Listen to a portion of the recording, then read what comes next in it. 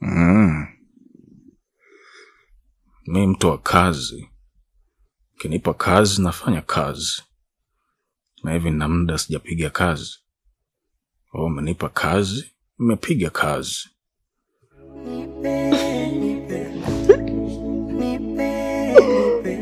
Kazi.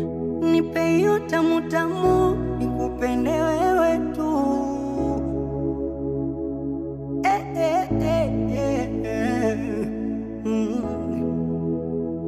Tamu tamu.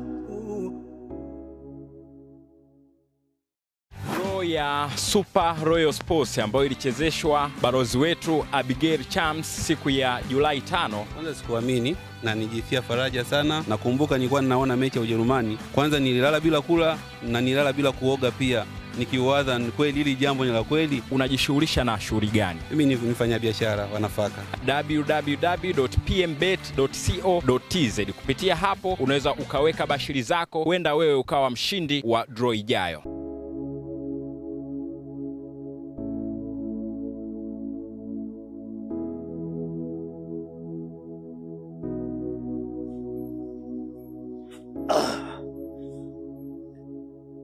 Ndugu yangu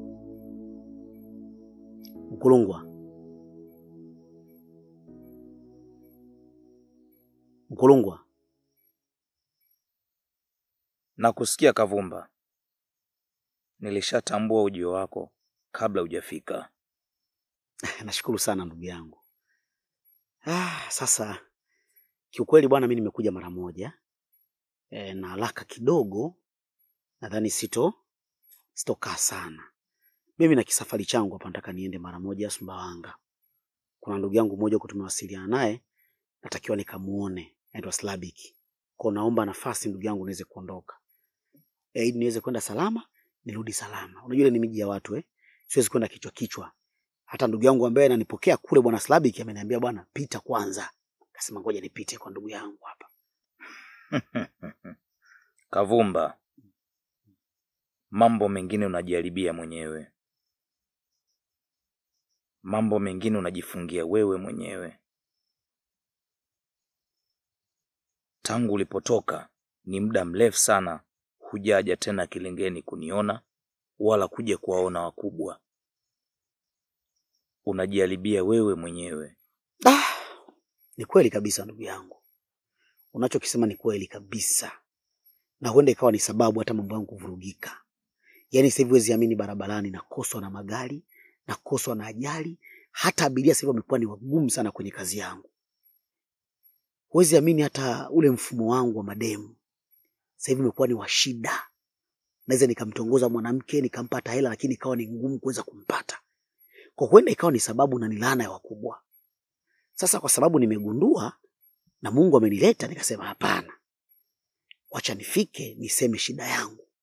Nisaidie tu ndugu yangu niweze kuondoka haraka usiku huu na safari haraka ili alfajiri inikute niko Sumbawanga. Nisaidie ndugu yangu.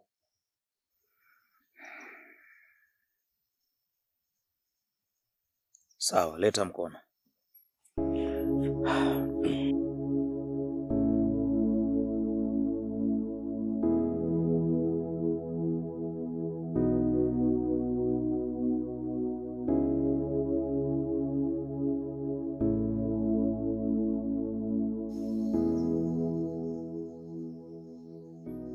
Unajiharibia mwenyewe Kavumba.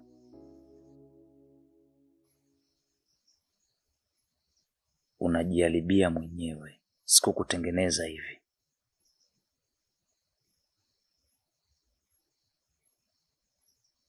Lakini pia naona kuna uadui hapa. Tena uadui mkubwa kweli kweli.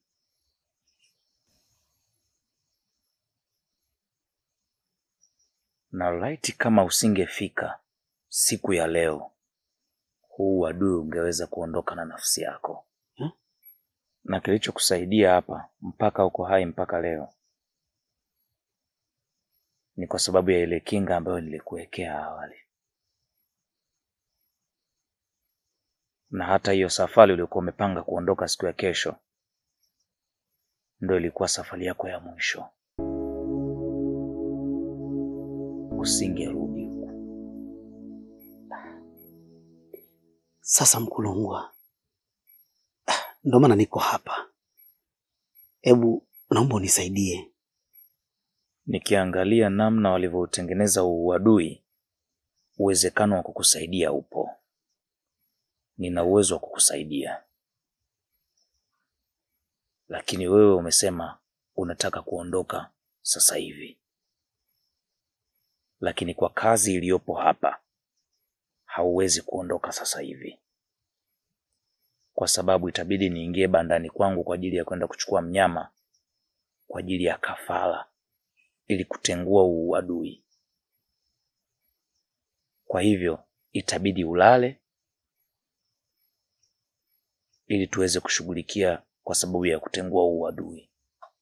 Mkulungwa, hii safari yangu ni haraka. Nitachelewa safari yangu. Hebu nifanyie haraka tu niondoke. Hilo utachagua wewe. Uwai usirudi au uchelewe upone.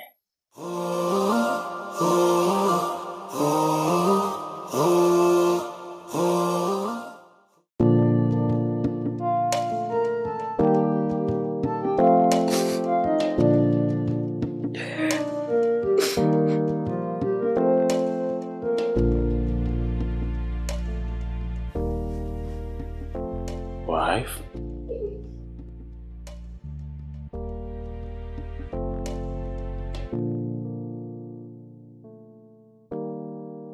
Oh, come on. Nini?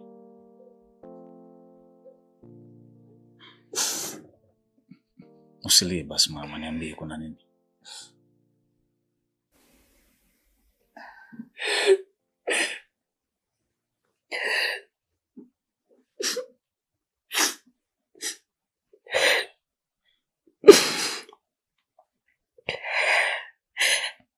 Asubuhi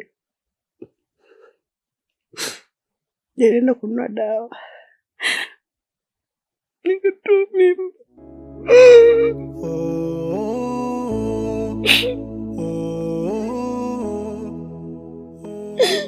Nimejisikia vibaya.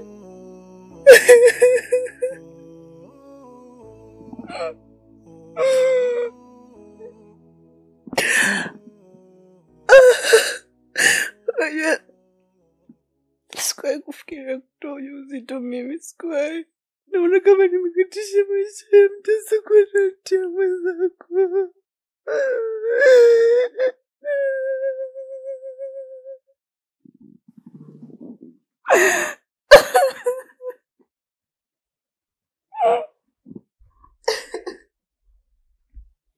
Okay. Relax. Come on.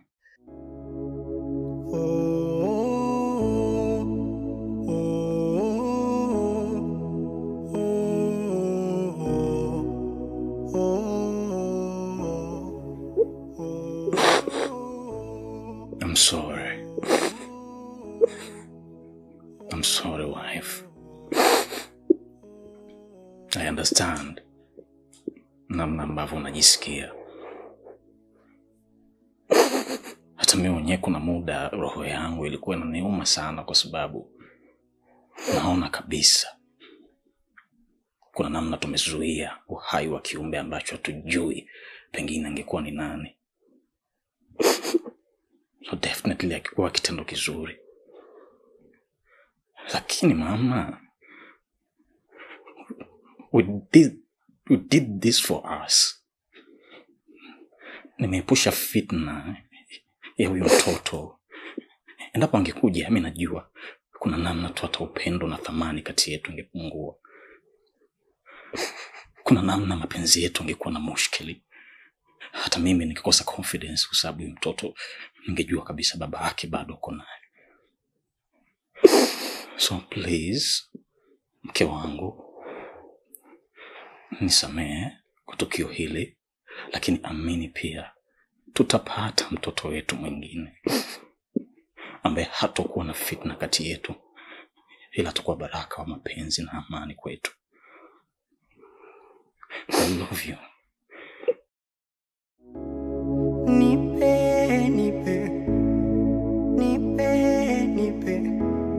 nipe hesabu ya kukokotoa, tuishi milele jibu nikipata. Nipe, nipe, nipe, nipe, nipe hiyo tamu tamu, nikupende wewe tu. Dunia ino dunia. Mama, vipi? Baba, nimekaa katika hii nyumba takribani miaka 15. Nalipa kodi. Leo nilipitisha siku 3 tu. Nafukuzwa mimi baba. Yaani miaka 15 unalipa tu kodi? Ungejiunga na Dala, ungekuwa na nyumba yako sasa hivi mama. Sikia, Dala ni kampuni itakayokuwezesha kufanya ujengewe nyumba na kukabidhiwa kwa ajili ya kuishi, huku ukiwa unalipa kidogo kidogo kwa kila mwisho wa mwezi kwa kima kinachoanzia $100,000.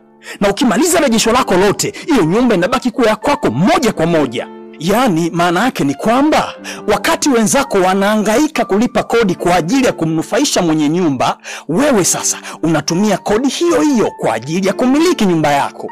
Kwa kuwa wewe ni mgeni, anza na kupata application ya Dala kwa ajili ya kuweza kupata maelekezo zaidi na kuanza kupata hii huduma. Mimi sitaki uteseke kwa ajili ya makazi. Ukiwa na Dala lazima uwe na kwako.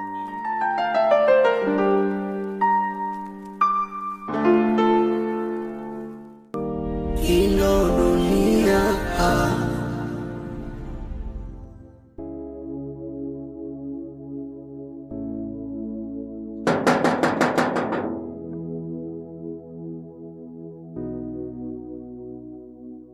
Najua hunifahamu na mimi sikufahamu. Nimekufahamu kwa kupitia huyu mwanangu. Nimekuja hapa kwa kumwombea msamaha. Hivi kumbe wewe naye alikuwepo? Yaani mamangu, ni kweli mimi nimefanywa kitu kibaya. Lakini huwezi amini mamangu, mimi nimeshaachilia. Yaani nilisamehe tena siku nyingi kabisa. Kwa sababu mimi walivyonifanyia hivyo kitu ambacho niliamua, nilienda kanisani, nilipiga goti kwa Mungu. Niliomba Mungu, nikamwachia Mungu wangu. Na nimeshaachilia. Sasa mimi nashangaa mnavyokuja kuniomba msamaha. Hapana mwanangu. Mwanangu nimemuuliza, kanielekeza kila kitu walichokifanya na amekosea. Kama mimi mama ni mwanamke, wamefanya kosa kubwa sana. Ndio maana nimekuja hapa, nimekuja kuomba msamaha. Nimezunguka hospitalini na kwa waganga kienyeji. Kila nakozunguka nimeambiwa mwanangu amefanya kosa kubwa sana katika maisha yake. Na nimerudi kumbana mwanangu, nimebana sana. Ndio amenielekeza nije hapa kwako. Ndio maana kuja kwangu kote kukuomba msamaha na kuomba msamee mwanangu. Na hata hivyo nimeambiwa kabisa leo usiku hata lala, atakufa kama alivyokufa wenzie. Mbona sasa haya mazito jamani? Yaani mamangu, kitu ambacho haukijui, mimi ni mtu wa Mungu sana. Uuliza mtu yeyote anayenijua, mimi ni mtu wa kusali na kufunga. Kufunga na kusali. Kwa hiyo mambo unayoniambia sijui umezunguka wapi umekuta hivyo, mimi sielewi. Alafu pia mama, hawa ni vijana.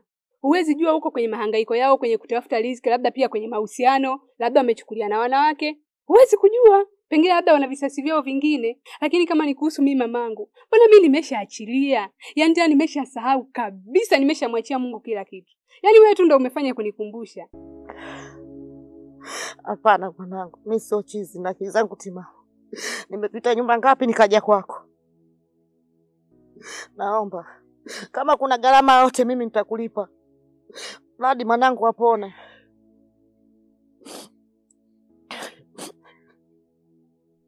Nakuomba mwanangu msamee. Wewe ni mwanamke. Utakuja kupata mtoto. Naomba msamaha. Naomba msamaha. Nakuomba mwanangu msamee. Naomba msamaha. Naomba au nipige magoti. Mamangu, hebu ngoja kwanza. Mama, hebu simama. Jamani mamangu nini? Mama, mimi siwezi kufanya hivyo mamangu. Pole, mimi labda ninachoweza kukushauri, nenda kwenye maombi. Mtangulize Mungu kwenye kila kitu. Kamwombee mwanao. Pole mamangu, pole sana. Jamani, huruma nyie. Pole sana mamangu. Haya mama. Mimi kuna kazi nilikuwa nafanya muda, nilikuwa naomba niwaache. Ila fuata ushauri wangu, nenda kwenye maombi.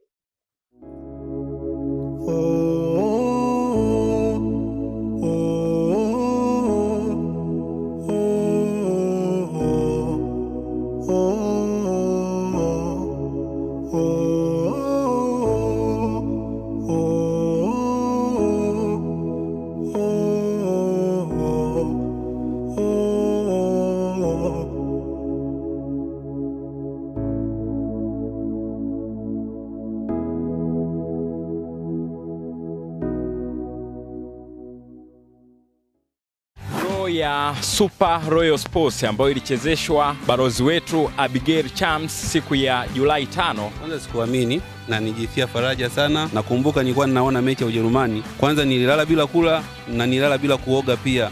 Nikiwaza ni kweli hili jambo ni la kweli. Unajishughulisha na shughuli gani? Mimi ni mfanya biashara wa nafaka. www.pmbet.co.tz. Kupitia hapo unaweza ukaweka bashiri zako, huenda wewe ukawa mshindi wa draw ijayo.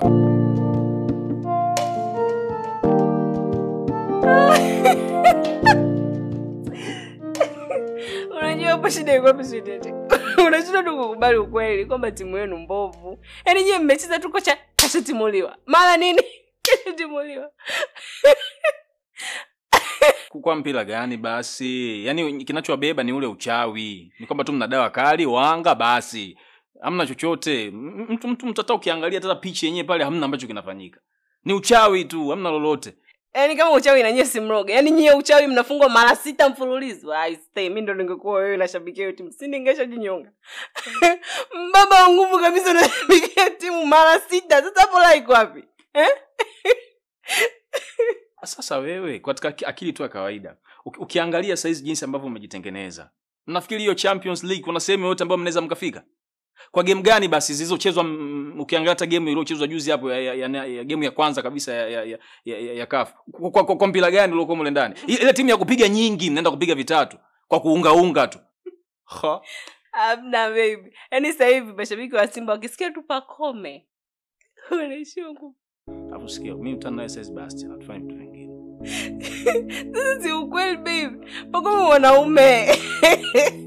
Alionyosha. Sikia, tufanye vitu tustajiane majina basi ya vitu vya ajabu ajabu. Nini sasa?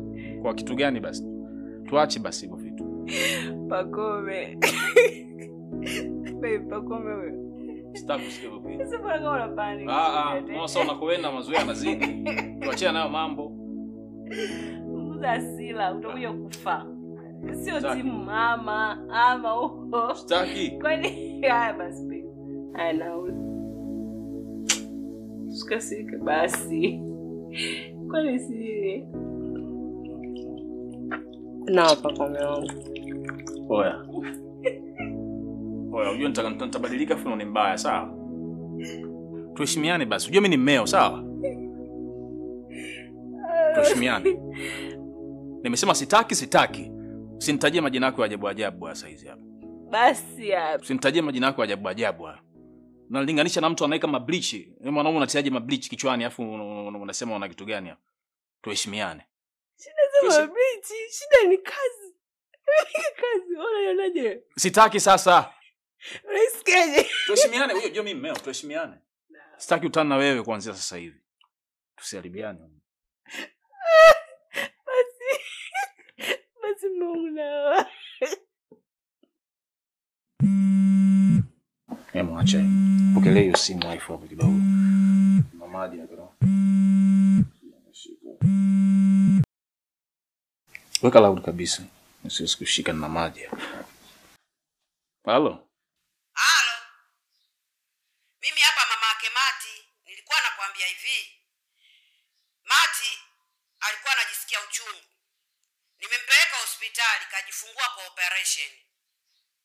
Lakini kuna gharama hapa zinahitajika kama 300 hivi. Sasa na hiyo hela tuma kwenye namba hii. Maana simu ya Mati ninayo mimi.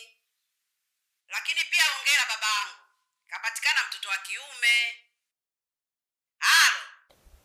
Hey.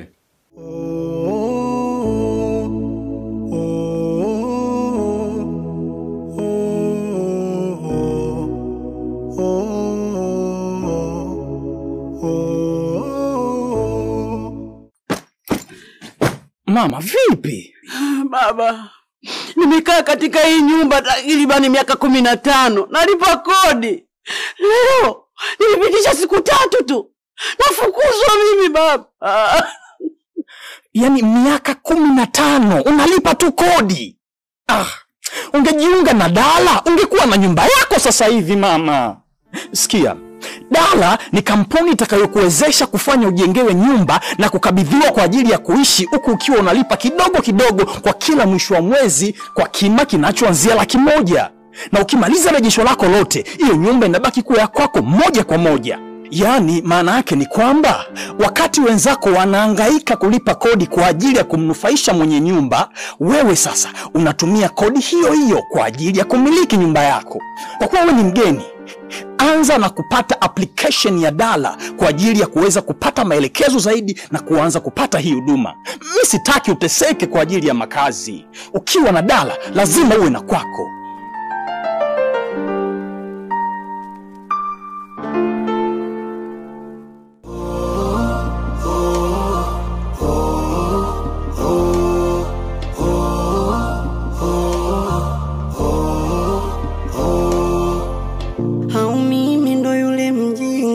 Aliyekataga shule chekechea, maana nimekosa hoja kujitetea.